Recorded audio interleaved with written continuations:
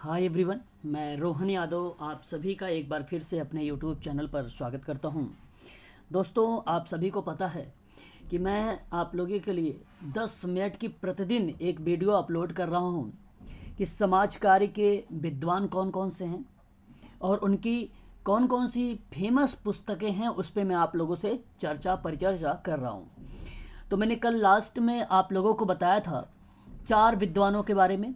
जैसा कि आप सभी लोगों को भली भांति तरीके से पता होगा, HY सिद्दीकी के बारे में सबसे फेमस किताब उनकी जो थी वर्किंग विथ कम्युनिटी पे चर्चा किया था।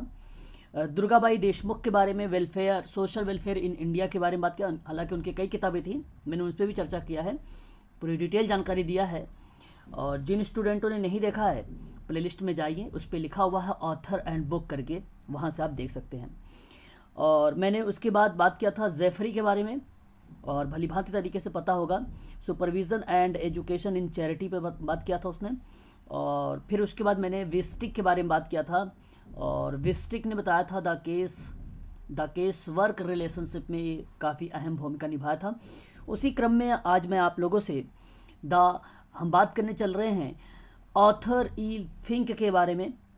और ऑथर ई फिंक जो हैं, ये एक सामाजिक कार्यकर्ता हैं जो व्यक्तिगत दुर्भाग्य से निपटने से विभिन्न प्रकार के इन्होंने रणनीति और तकनीकी के बारे में बताया है। तो इनकी किताबें कौन कौन सी हैं, मैं इसी पर आप लोगों से चर्चा करूंगा। एक किताब इनकी थी, काफ़ी फेमस थी, यह 8वां संस्करण था इनका। इस किताब का नाम the field of social work, very very most important है ये किताब का नाम। और ये जो मैं वीडियो आप लोगों के लिए बना रहा हूँ समाज कार्य में, ये MPPSC सोशल वर्क के स्टूडेंट के लिए इम्पोर्टेंट है, प्लस में जो मेडिकल सोशल वर्क की तैयारी कर रहे हैं स्टूडेंट, उनके लिए भी इम्पोर्टेंट है, और UGC के लिए वेरी वेरी मोस्ट इम्पॉर्टेंट है। तो ये सभी लोग इसको कॉपी पर अपने नोट्स बनाते भी रहें और इसे लिखते भी रहें। बाकी इसकी जो PDF है, मैं आज जो है आप लोगों को टेलीग्राम के चैनल पर अपलोड कर दूंगा।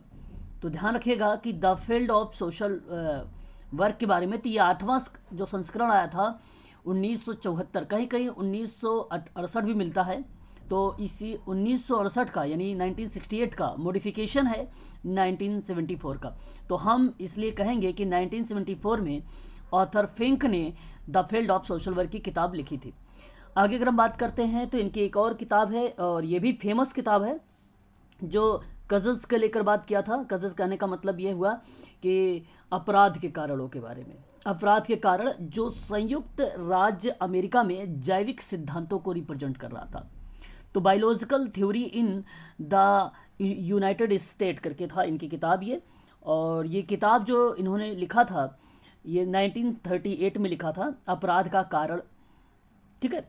और उन्होंने कहा कि प्रारंभिक में जो अमेरिकी चिकित्सक लोग थे, साथ ही में एक नाम आता है विलियम होली करके, उन्होंने भी 8वें संस्करण के अंतिम और 20वें शताब्दी के दूसरे दशक में इस किताब के बारे में एक अच्छा एक्सप्लेन किया है।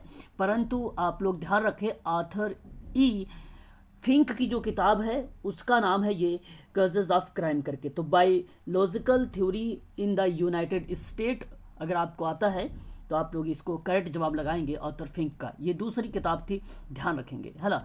और मैं थोड़ा सा आप लोगों से यहाँ पे बात करूँगा इसी किताब के बारे में कि कब कब इसको जो है लाया गया था, 8वां संस्करण ये कब लाया गया था। इसी किताब के बारे में अगर हम बात करें तो 1942 में पहला था ये, और 1945 में ये दूसरी आई थी, 1946 में ये तीसरी बुक लाई गई थी, 1949 में ये चौथी बुक लाई गई थी, 1960 में ये 5वीं थी, छठी के अगर बारे में बात करें तो 1963 था, 7वां में अगर हम बात करें 1965 था, 8वां संस्करण में मैंने आपको बताया अभी भी कि 1968 और 1974 ये किताब वेरी वेरी मोस्ट इम्पॉर्टेंट। परंतु आप ध्यान रखें यही वर्ष 1974 यानी 1974। आगे हम बात कर लेते हैं थॉमस रॉबर्ट माल्थस के बारे में। ये वेरी वेरी मोस्ट इम्पॉर्टेंट है, आप सभी लोगों को अच्छे तरीके से पता होगा जनसंख्या के बारे में। इन्होंने जनसांख्यिकी को लेकर, इनका विद्वान माना जाता है, इनको जनक कहा जाता है जनसांख्यिकी के, थॉमस रॉबर्ट माल्थस के। तो इनकी कुछ इंपॉर्टेंट किताबें हैं, उनके बारे में भी हम थोड़ा सा देख लेते हैं। बहुत सारी किताबें हैं इनकी, है ना, तो 1-2 किताबें नहीं हैं। मैं आप लोगों से सारी किताबों के बारे में यहाँ पे चर्चा कर देता हूँ आप लोगों से।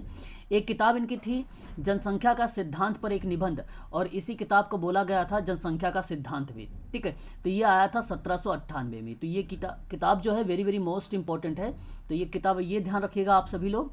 और दूसरी जो बुक आई थी उनकी, प्रकृति और किराए की प्रगति में एक जांच और सिद्धांत किसके द्वारा इसे विनियमित किया जाता है। ये किताब का नाम ही इतना बड़ा है, ठीक है। और बेसिकली जो इसका मोटो था, प्रकृति और किराए की प्रगति की एक जांच के बारे में बात किया था 1815 में। माल्थस की किताब है। एक किताब और आई थी, राजनीतिक अर्थव्यवस्था के सिद्धांत 1820 में। और थॉमस रॉबर्ट माल्थस के वर्क यानी काम के बारे में बताया गया था, वो किताब थी 1986 की। एक किताब थी विदेशी मकई, मकई का मतलब होता है यहाँ पे कॉर्न, है ना, ये आप ध्यान रखेंगे। उसके आयात को प्रतिबंधित करने की नीति पर एक राय का आधार बताया था, और ये था 1815 का। तो ये भी किताब आप लोग ध्यान रखेंगे, है ना। तो मैं सारी किताबों के जो बारे में बात कर रहा हूँ आप लोगों से, ठीक है। तो इसका सभी लोग आप खासकर ध्यान रखेंगे। आगे अगर हम बात करते हैं यहाँ पे कौन कानून के प्रभाव पर अवलोकन 1814 का था।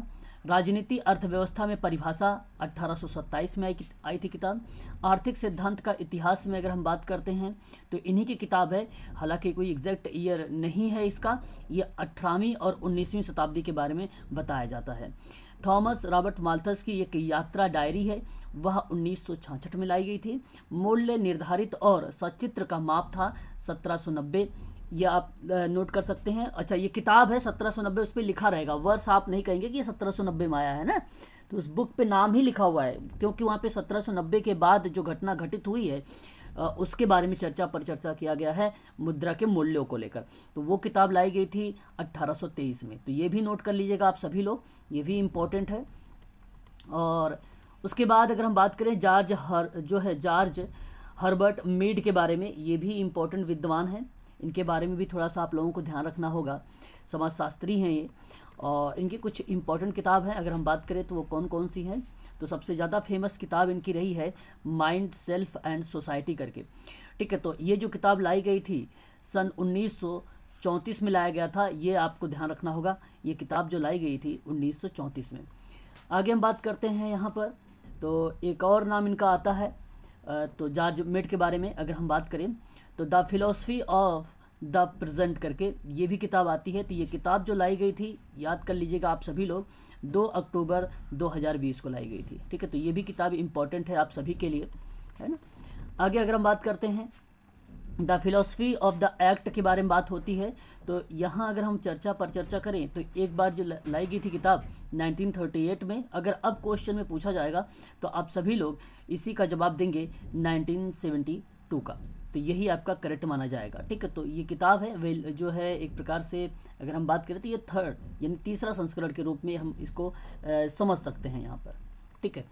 आगे अगर हम बात करते हैं, इन्हीं की किताब है जॉर्ज मीड के बारे में ही बात हम कर रहे हैं। तो management of throw in the 19th century, कहने का मतलब ये हुआ कि 19वीं शताब्दी में इन्होंने मोमेंट के बारे में बात किया था। मोमेंट का मतलब आंदोलन को लेकर बात किया था, और आंदोलनों पर विचार को लेकर संबंधित था ये। तो ये कब लाई गई थी आप ध्यान रखिएगा, ये तो 19वीं शताब्दी में लाई गई थी, यहाँ पे लिखा भी है।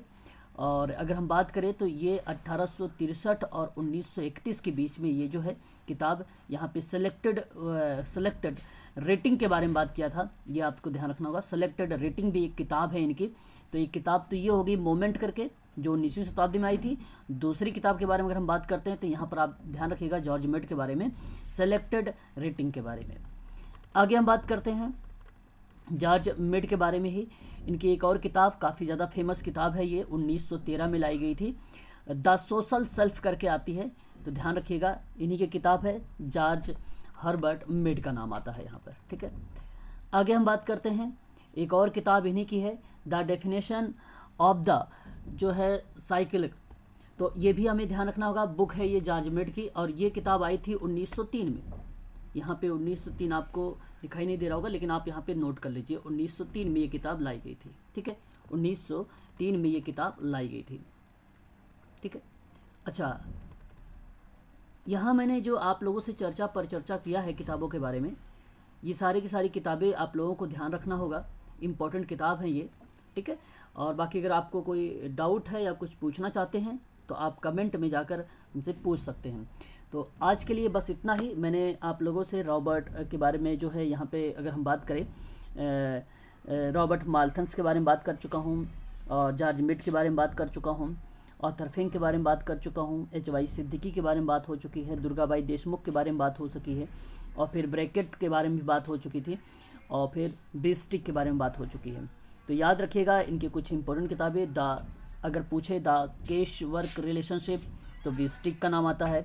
Supervision and education in charity के बारे में बात आता है तो ब्रैकेट का नाम आता है। सोशल वेलफेयर इंडिया की अगर बात होती है तो दुर्गाबाई देशमुख का नाम आता है। वर्किंग विथ कम्युनिटी का नाम आता है तो वहाँ पे एच.वाई. सिद्दीकी का नाम आता है। और अगर the field of social work के बारे में पूछा जाता है तो आप आर्थर फिंक का नाम लगाएंगे। और उसके बाद ही अगर मैं बात करूँ तो रॉबर्ट माल्थस की बहुत ज़्यादा फेमस किताब essay on the principle of population पे आता है रॉबर्ट माल्थस का नाम। और फिर उसके बाद जॉर्ज मिड के बारे में अगर हम बात करें तो मिड इनका जो कहना था माइंड सेल्फ एंड सोसाइटी, ये काफ़ी फेमस किताब रही है।